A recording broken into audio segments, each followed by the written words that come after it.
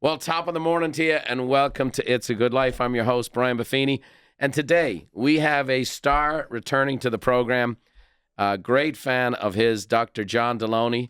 You remember John from previous episodes. He's back by popular demand. John, in fact, will be speaking at our Peak Experience event here in a couple of weeks, and our crowd is so fired up to have him. He's a brilliant guy, best-selling author, mental health expert, and host of the John Delony Show. And Dr. John, is awesome to have you here. I had to come to you. I'm here in Tennessee at Ramsey Central, and it's great to have you. This is awesome. I don't usually get to sit on this side of the desk. This is fantastic. Great. Yeah. You're normally answering these impossible questions. I saw a couple of your questions that came in last week, and I'm like, I literally would have my own seizure. I am fired up about this book. Yeah. I think it's a unique gift you have. Building a non-anxious life. Dear Lord, we're an anxious culture, anxious people. I think that's been throughout history, but it seems to be anxiety is an epidemic like never before. And I will say this, I've never been an anxious guy, and I found myself being more anxious the last few years than ever before, and I have less to be anxious about. Life is great. My family's raised. Money in the bank. Things are good. Health is good. Life is good. Why am I wound up so much? So, in a previous episode, we talked about redefining anxiety. And for those who may not have heard it, maybe you could define what anxiety is and what it's not. It's not a disease, and it's not on its face an indictment that something's wrong with you.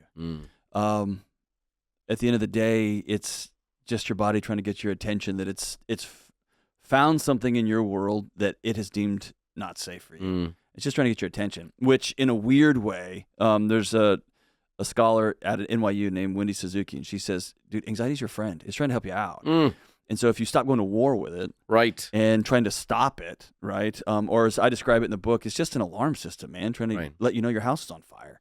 The alarm's not the problem. It's annoying, and it's frustrating, and it gets in the way of what I want to be doing today, but it's not the problem. Right, and one of the things in the book I loved was you talked about war. We're here in the South, and yesterday I got a chance to be in Franklin. They had the Civil War sites and so on and so forth. And for you to put in the book, undeclaring civil war on ourselves, I really think that is the deal. And I'd love you to kind of delve into that, because I think people, more and more that I'm interacting with people, they seem to find their identity in it. Yeah. And so I'd love you to talk about that. How do you have a ceasefire? How do you get to peace, right? Yeah. Well, I think the first thing is deciding I'm going to start listening to my body and not trying to shut it up, right? And, man, this happened yesterday. I flew in from Texas yesterday. I was out in the woods on a hunting trip yesterday. Okay. I flew in. I left at 3 a.m. I had some podcast. My son challenged me to give up music for Lent, and so I'm dying here, man. But I put a podcast in, and it was the latest advancements in neuroscience. Within 5 minutes, I turned it off. And here's why. I instantly thought, I don't believe y'all. Because I've lost trust in what's the latest this and what's the latest that. And if you don't do these 3 things for your kid, that you're a terrible parent, you're going to screw them up forever. If you don't do these 9 things in your marriage and your diet, you should have eggs or don't eat eggs. You should have more eggs. Like, it's too much. Yeah. And so there's not a place that anybody can move, myself included, right? That we can move where we can be on solid ground with what's the next right choice. And we've had so much insane, I wish I could use another word, opulence over the last 25 years that we have come to just expect. Yeah. That Suburbans pull up in our driveways automatically, in new Tahoes, and our houses just grow bedrooms, and that everything just works out. Yeah. And that's not been that way for all human history. And right now, we're just talking off air. Yeah.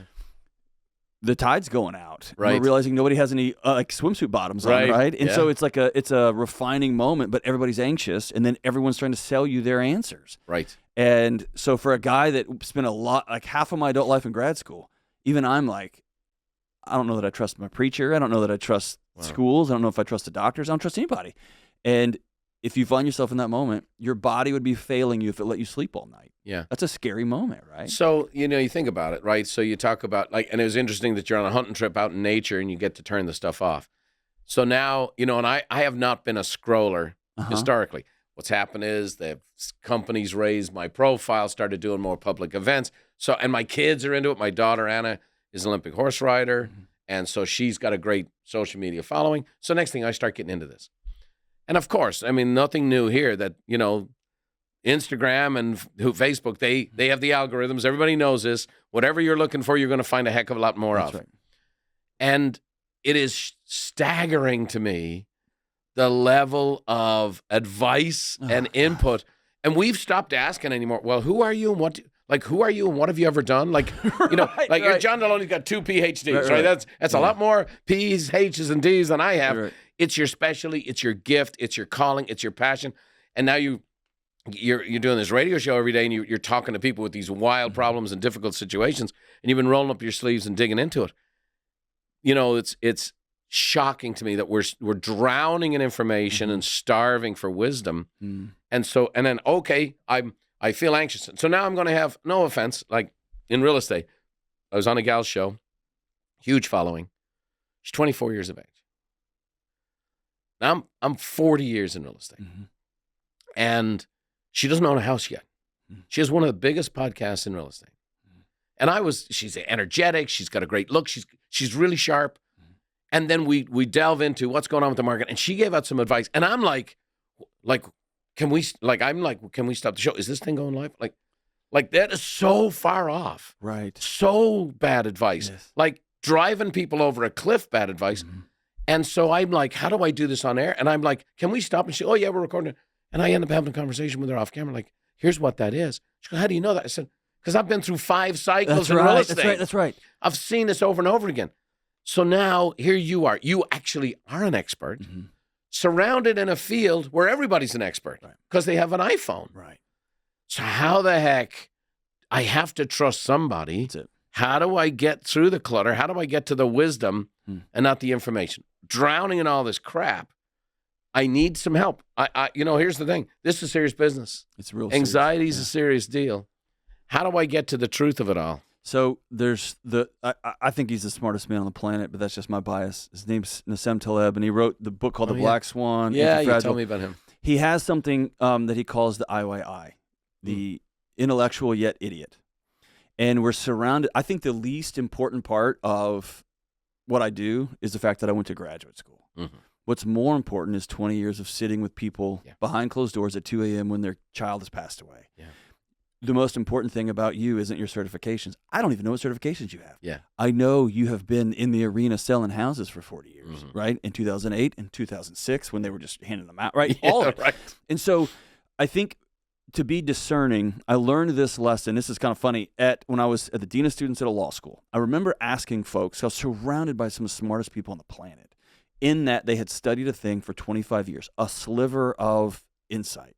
They knew everything. But I would ask this question, hey, what do you think about XYZ? And the particular one that caught my attention was I asked, hey, what do you think about DEET? I had a young kid, and I was worried about bug spray, and they were saying it's a neurotoxin, it's going to kill your kid. Man, these experts were so well-meaning, so cool, and they would read me dissertations. Well, here's what this, and this neurotoxin does this, and this, and this. And then a few months later, we were all of our kids were playing outside, and we were at somebody's barbecue. Everybody's just hosing their kid down. And I remember catching myself saying, I asked the wrong question. Not what do you think? What do you do with your kids? Right. What have you done? What's your experience? What is your experience? And if you don't use the fancy words, I don't care. If you can tell me all the economic theory, have you ever traded stocks? Have you ever been on the floor? Because that's what matters, right? You can have, man, the Instagram world, it favors the beautiful. Yeah. Unfortunately for me, right? It favors the attractive and it favors the young, right? Sure. And I want somebody who's got scars before I'm going to take advice from them. I thought so much people wanted to listen to my show because how smart I was. Brian, nobody cares. They've never seen a guy who's big and tall and loud with a bunch of tattoos sit down with somebody who just blew their marriage up and be compassionate, right? That was the exchange was more important. And so when you're filtering all this stuff out, I've stopped asking what do you think, and I've started asking what have you done? What wars have you been in? And what do you actually do with your kids? What are you doing with yours? I called my smart investor, the guy who does investments, and he started asking me my goals, and I said, I'm going to stop you right there. Whatever your portfolio is for your family, I want you to copy it. Right. Well, I want you to copy exactly what you're doing for your family. Right. And to his credit, he goes, done. I'll do that. Yeah. Because if it's work for him. If you trust it for your kids, I'll trust it for mine. Yeah. And that's just how I'm doing it now. Yeah. No, look, I mean, again, experience is invaluable. There's no shortcut to it. Right. You're going to get it one way or the other. So you have this book. It's you're coming to peak experience. I believe in this book so much. I bought a copy for every single attendee. That's so great. Thank you for doing that, man. But because I just think this stuff's essential. I can't do that for the 400,000 people listening. Right. So they can do it for themselves. But let's talk about what is a non-anxious life, because that also sounds like, is this perfection we're talking about? Yeah. What's a non-anxious life? No, it was a few years ago. I just started this gig with Ramsey, and I was getting blown up about it was when mortgage rates were 2.7 and 3. Whatever. And I was telling people I'd paid my house off, and the number of hate messages I got about how stupid I was. You don't know math. You don't know how it works. You should have taken the money and put it in the market and whatever. And I couldn't figure out why that didn't bother me. And then one day I was riding to work, and it was like, oh, because in my house we don't solve for ROI, we solve for peace. Mm-hmm. And so probably the greatest lesson out of that book was a non-anxious life looks like this. It doesn't mean it's going to be perfect. It allows you a spirit of margin and the truth of margin when things happen. Mm. So I had a cousin that passed away, a guy that he lived hard. He lived hard. Mm. But he always pulled me aside at Christmas. And we all have these friends and family members that like, the guy lives rough. Yeah. But they're also wise. Yeah. He'd pull me aside and say, I want you to know I'm proud of you. And that's not a phrase that goes around my family very often. So it always felt good. But when he passed away, I didn't look. I just bought 2 plane tickets. Mm. And I didn't get the best rate on a hotel. I just got the place for me and my wife to go stay. Right. And a non-anxious life in that moment for my family was we got the privilege of just going to sit with family and be sad. Mm. Because 15 years before, we'd made some money choices that let's drive crummy cars and let's live in smaller houses than we qualify for, so that when life happens, we can exhale. Right? You just said a word there that you threw out like no big deal. And I have this coaching company for 30 years, and it took us a long time to figure out this is how we help people the most, and that's the word margin. That's it. Right? And I just think it's and when genius is often communicated, it can sometimes undersell it. I want you to sell me on the concept of margin, because I think this right here is the gift, and I think it can help so many people. I talked to a 51-year-old family member yesterday, 2 days ago, who's buying her first house. It's amazing. Yeah. Out of a tough divorce, first house, and very nervous about the whole process. Oh, yeah. Worked with the mortgage guy and got the letter. Here's your pre-approval letter. And as you've seen a million times, there's this moment of joy and this moment of, oh, I didn't know I was worth this much money. Right. And I said, just for whatever it's worth, me and my wife, who've bought multiple houses over the years and sold multiple houses, we take that number that we qualify for and we cut it in half. And that's our max budget. Mm. And she's like, that sounds good, right? Because the idea is not what I can get away with, but what can I put my head on my pillow? I call it my sleep tax. Yeah. I'll give up another bedroom. I'll give up 5% because my whole career has been sitting with people who had it all figured out, and then husband cheated, mom got cancer, kid got sick, somebody broke into the house. That's my whole life. Yeah. And so it's gonna happen. So in that decision, you're making margin. That's it. I had similar conversation the other day. A good friend of mine, he's getting married. He's blended family. They're buying a new home, and they have existing homes. And like, hey, the great decision here would be to hold on to these houses and not pay capital gains. We're the People's Republic of California. Right. So you got to pay big capital gains as well as the feds. And he's like, okay, I can avoid that, and I'll have these as rental properties. And I go, okay, but why are you talking to me? You've made up your mind. Why are you talking to me? Well, I'm really at the edge. It's pretty stressful. We got this new blended family and this whole thing. And I said to him, what are you trying to get accomplished here? And what I found this woman and she's fantastic. I'm looking to get married. I want to create this new family unit with my kids and her kids, and I want this special unit. I said, great. And you're going to throw into that 2 properties with renters, and you're going to jack up your finances and go onto the far end of your debt and the far end of your income, hope everything works out, and you're introducing that to the new marriage. Yeah. And I just said, I hate paying taxes. I pay, it's a privilege, but I do live in California, and I've paid more than my share. And I just said to him, what will bring you peace? That's right. And he goes, sell both, buy the new, fix it up nice. Done. And Done. And, when I hear solve for peace, and again, that's a real estate analogy, but, that it's in everything. It's like create some margin. People don't create margin in their schedule. Yeah. We coach people all the time, and we're trying to help them with time management. And I'm like, you got this to this. Like I'm doing 5 Ramsey shows today and devotions. Yep. but I have breaks built into every single one of them because, we got to change this studio. We got to do this. We got to do things, change things. And if it's like back to back to back, and then all of a sudden I'm running around with the hair on fire and it's a stressful day as opposed to, that was a blast. You're right. And so I think when people come to scheduling, they're like, I think the anxiety is the expectation and then not having margin. But also go back to your friend in California who's every time he scrolls something, they're telling him you need to have passive income. You need to have these properties. If you don't have these pay properties, capital gains. if you do this and you do this, it's like, bro, solve for peace. The amount of people that will have a house that they bought for $400,000 in California that's now worth $1.2 million. Yeah, right. And they want, and I say, sell your house. And Brian, they don't think, how would I feel with $800,000 in a checking account? Mm-hmm. They think, but I can get $2,000 a month in rent, and then because it's any move you make. Back to time. How many families in America let a 9-year-old soccer coach, and a soccer coach of your 9-year-old, dictate what you and your family are doing for every weekend for here until Kingdom Come, right? And if you pull your kid out, well, then your kid's not going to get on this team, and they're going to get on this team. Not the next Tiger Woods, not the next Lionel Messi, not the next A-Rod. Just getting off the system and asking yourself this one. This is the question my wife asked me that saved my marriage. When we were sitting like this across the table saying, are we still going to be married? And she said, how do you want this house to feel when you walk in the door?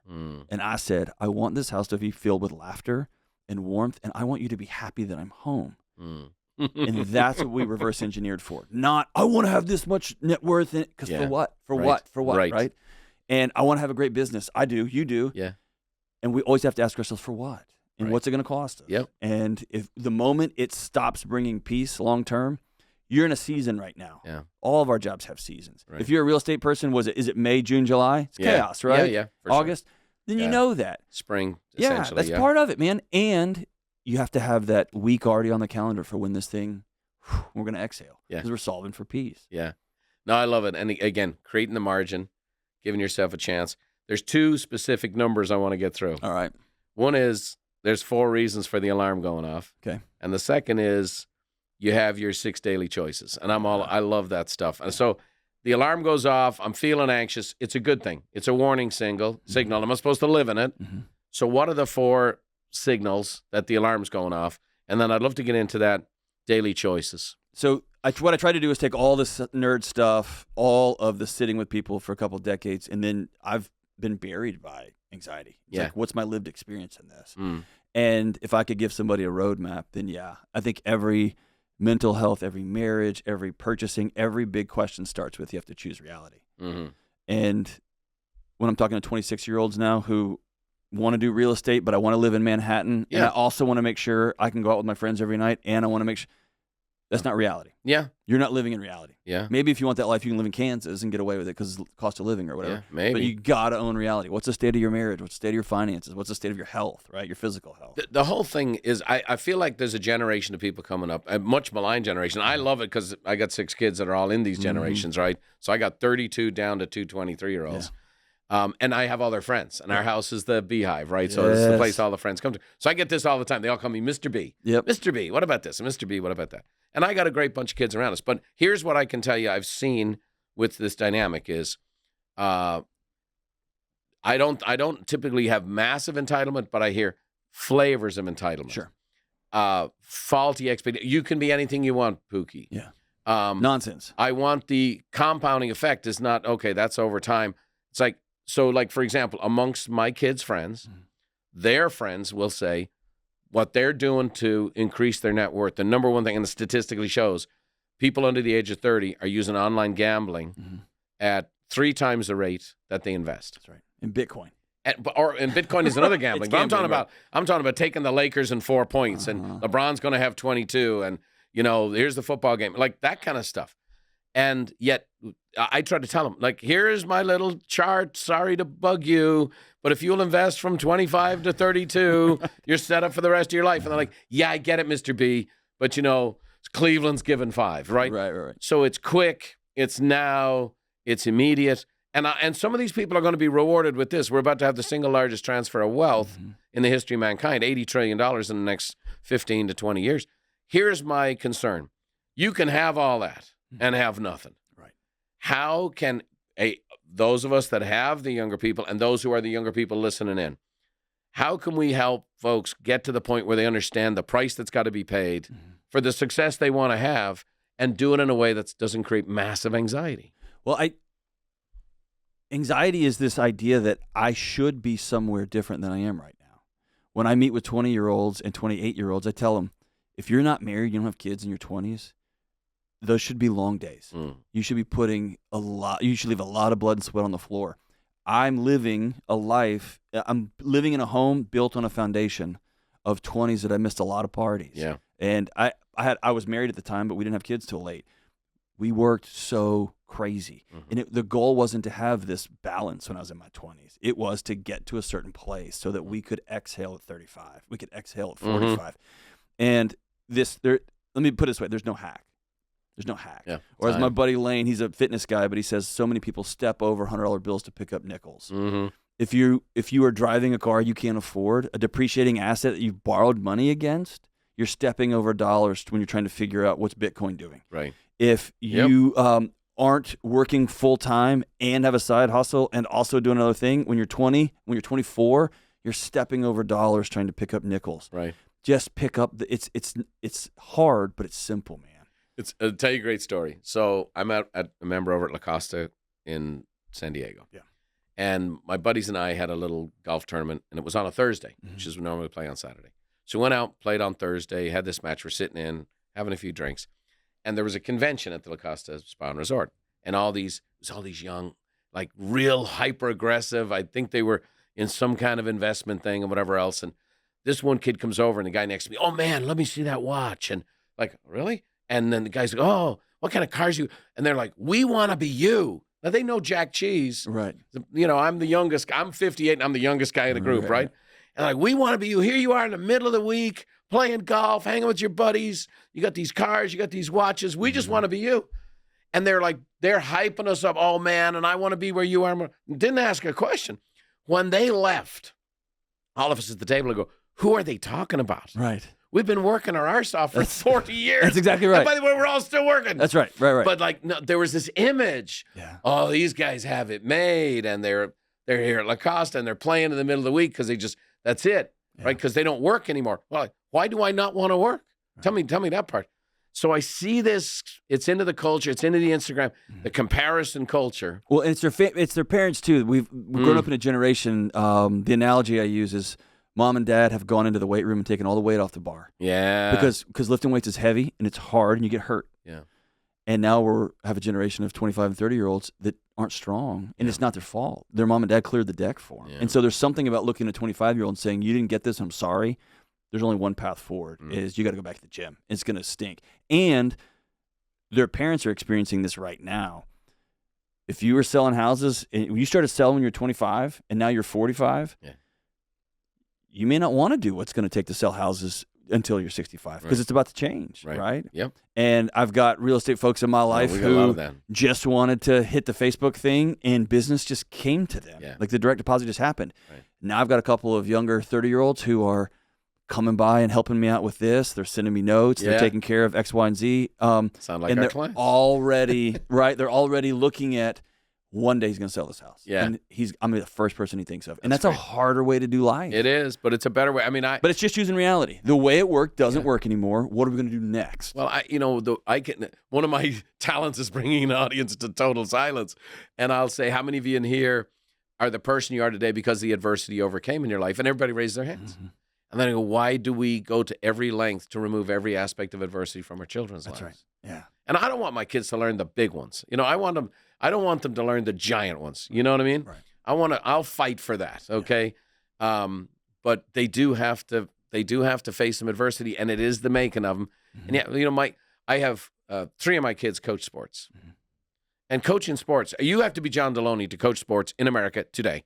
If you do high school or club sports, you're a therapist. You are a therapist. You're a family therapist. And like one of the things my middle son Alex does, he has me come and do a speech at the start of every season to the parents. Amazing. About, hey, your kid might be on the bench at the start of the season, and by the way, might be on the bench at the end of the season. But let them grow, let them develop, let them struggle, let them fight, let them get better. Yes. Let them to be part of a team when things aren't going their way. Yes. How about you fight through it? Yes. You fight through your disappointment. No, my little Johnny might not be as talented as the 6'5" guard who's dunking. That's right. Okay. And so, but what are you willing for them to learn? And I'm telling you, it is a lot harder to work with the parents than the kids. It's way harder because parents, we have a generation of 35 to 55-year-olds that everybody woke up and they realized they didn't have a purpose. They'd sold themselves to a certificate on the wall, to a dollar amount in a bank account, or to a vehicle. Yeah.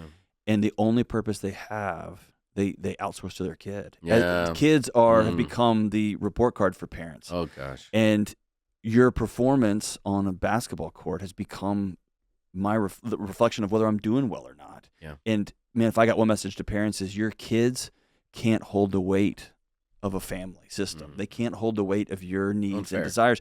And when I hear parents say, oh, my 16-year-old, he's my best friend, she's my best friend, I always say, I'm like, poor kid. They can't carry the weight of adult friendship, right?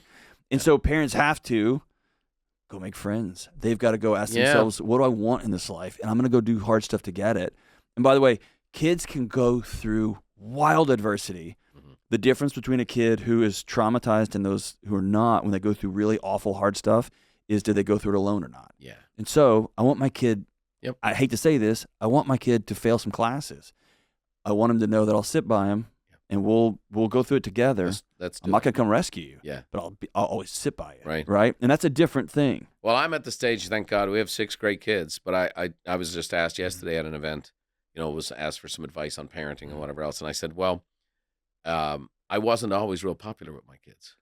Gosh, dude, if you like, man, Brian, I get that call all the time. How do I take away the cell phone without my kid getting mad? I'm like, who cares? They're it was 13. a blessing for me because I was raised from my dad said, I brought you into this world. I can take you out and make another one look just like you. That's my dad. Right? And so we came from that. Yeah. And so people, it seems to be psychologically react to that. Right. And now I'm going to be the permission parent. Right. There's a phrase in this book that when I saw it, I'm giving books all the time. People are coming on the show all the time with books. And I'm a fanatical reader. There's one sentence in this book that when I read it, it stopped the presses. And that doesn't happen for me very often anymore. That. And it says, you are worth being well. I would love you to unpack that because I see that in coaching. I see that in trying to help people. There is so much in that one sentence. I'd just love you to take a minute and just walk us through it. I guess at the end of the day, when we look at the life we have ahead of us, we're telling people you got to get back in the gym, right? Whatever that means. Yeah. You're going to have to go get some more certifications. You're going to have to submit to a coach because you don't know what you're doing. Yeah. You're going to have to completely overhaul your business because what worked 10 years ago isn't working now. All those things, you're going to have to sit down and fix your marriage. It's hard. It's hard. And the whole world is full of paths for people to take that are all challenging. And that's all well and good. But if you don't think you're worth doing hard stuff for, you won't, or you can't. And so I think underneath all of this is this pervasive belief that we're a burden, that our friends would be better off if we wouldn't bother them with our requests. Our friends would be better off if I don't want to bother my spouse. I know they're tired. I don't want to bother my kids. I don't want to bother. And that's actually one leg of the 3-legged stool of someone who's suicidal is this perceived burdensomeness. The world would be better if I would just back up. And we created a world accidentally. How cool is it, man, that I don't have to give my buddy a ride to the airport at 4 a.m. He can just Uber.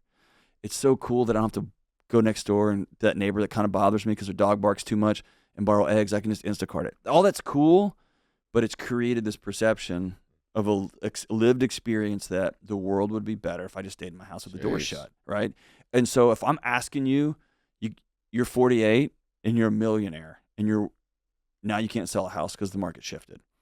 Or all the people are 25. It's the reason I went back to grad school. When I started working with students, they were all asking me, how do I get this job? How do I get this internship? And then about 2010, 2011, 2012, they all started saying, hey, I don't know if I want to be alive anymore. I had to go back to school. I didn't know what to tell them. Wow. I had to go back. I didn't want to go back to grad school again, right? And so if you find yourself there, underneath it has to be a belief that I'm worth this arduous path I'm about to take in my marriage, with my kids, with my dad said this the other day. He sent me in a text messages. Make sure you hug those kids more than I probably should have hugged you guys. I was with him this past weekend. He didn't hug me.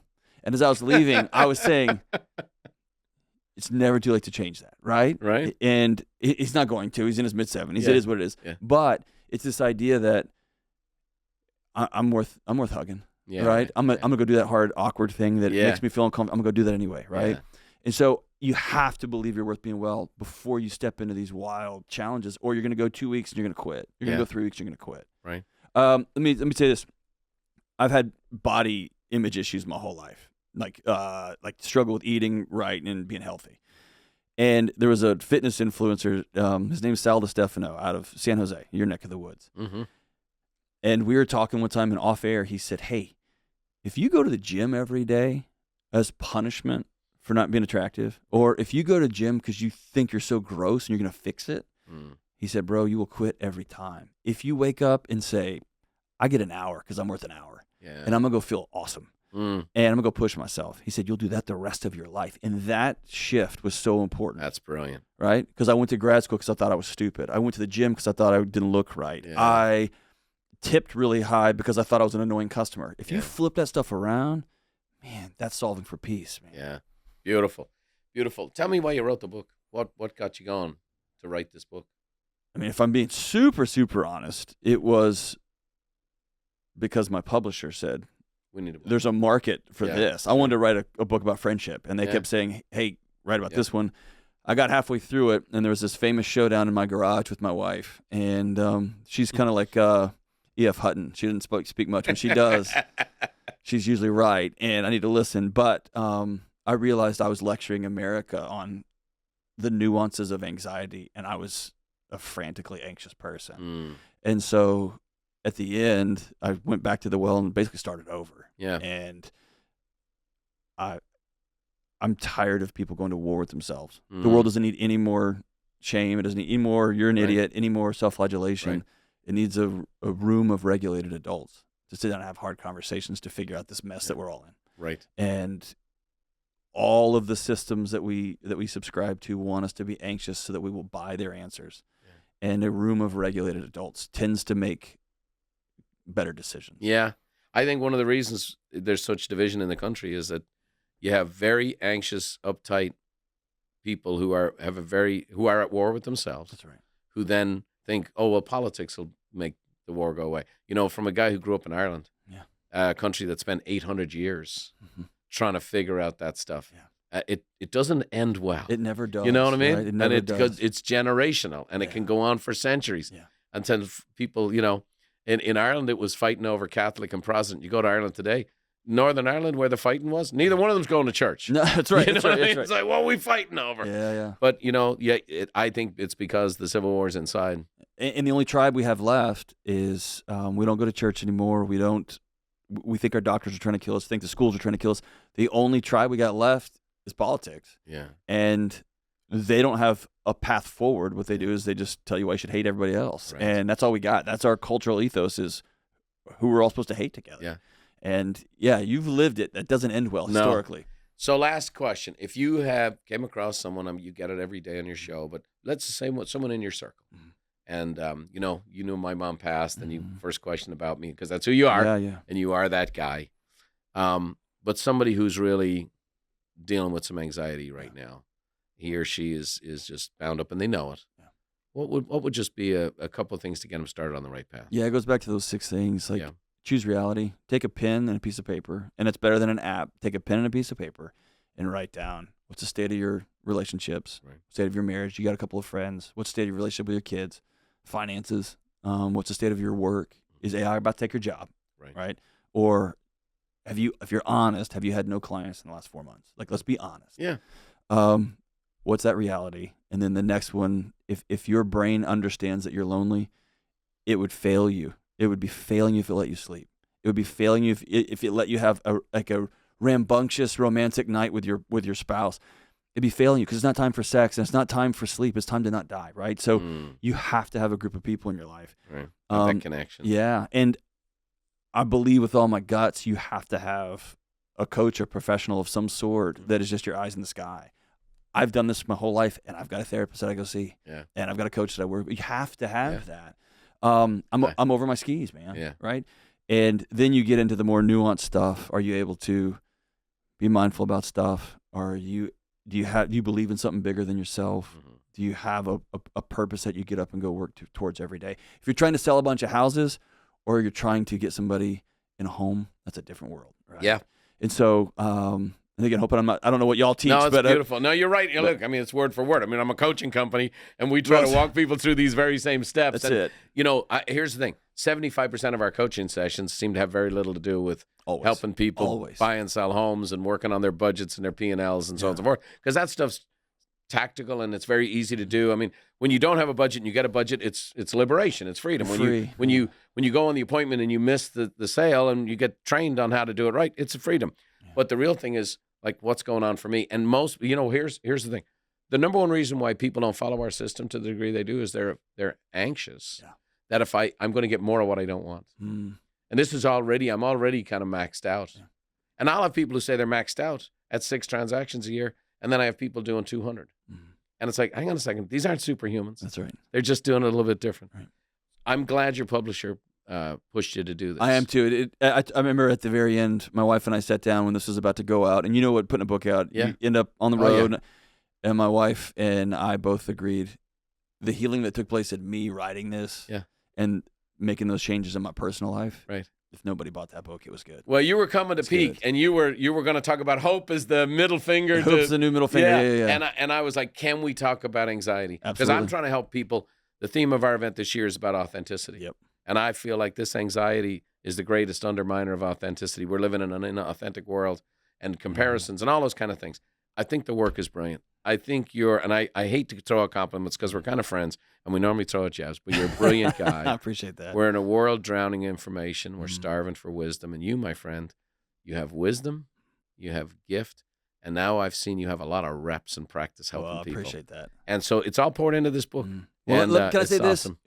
You were one of the very few people, I can count on one hand, who, when I was getting cranking, were hospitable enough and kind enough. I will forever remember the generosity, just you and me backstage, me and you and your brother, just like I think me and your brother closed down a bar one night. That's very rare. And so the world is very transactional. Hey, how many followers do you have? How many this? Yeah. And for somebody like you to say, hey, come pull up a seat. I'm buying the first round, and man, that means the world to me. That's been the sidewalk I've walked on. So thank you for that. Well, it's been a blessing, and again, I'm way past saying I'm proud of you. I'm in admiration of you. No, I appreciate it. You're doing a great job. This is great work. It's building a non-anxious life, and one of the things I've done for the past number of years, 25 million downloads of our show.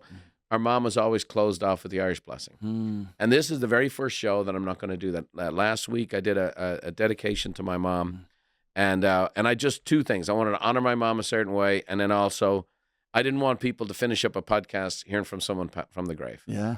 So today is the first time in our show's history I'm going to finish it off myself. So I thank you for being on our guest today. I appreciate it. And then for all of you today, this little Irish blessing may help you be a little less anxious. So may the roads rise up to meet you. May the wind always be at your back. May the rain fall soft upon your fields and the sun shine warm upon your face. Until we meet again, I hope you know God has us all in the hollow of his hand. Thanks for joining me today. We'll see you next time.